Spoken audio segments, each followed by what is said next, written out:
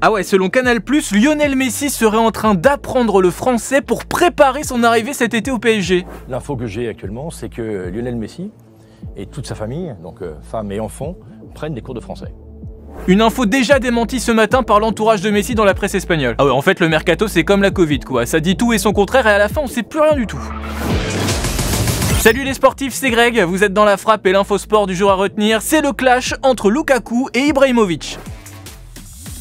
Hier soir se jouait le quart de finale de Coupe d'Italie entre l'Inter Milan et le Milan AC. Match au sommet dans ce derby de Milan entre les deux premiers du championnat et match au sommet entre deux poids lourds de Serie A avec d'un côté Romelu Lukaku et de l'autre Zlatan Ibrahimovic. Selon la presse italienne qui ne parle que de ça ce matin, c'est l'attaquant suédois qui a lancé les hostilités en balançant cette petite phrase. Appelle ta mère et allez faire vos rites vaudous de merde, petite Anne. Ibra fait référence ici à un épisode survenu en 2017 quand Lukaku a refusé une grosse offre de prolongation d'Everton parce que sa mère, dans un rite vaudou, aurait vu que ça aurait été mieux pour lui de signer à Chelsea. Et bon, finalement il a signé à Manchester United. Mais évidemment ça a pas plu du tout à Lukaku qui a carrément pété un câble et qui a fini en front contre front.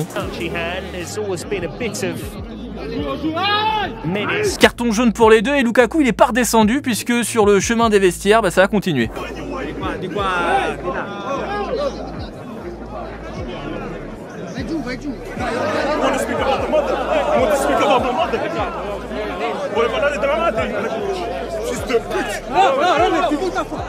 Alors finalement personne n'en est venu aux mains et valait peut-être mieux du coup hein.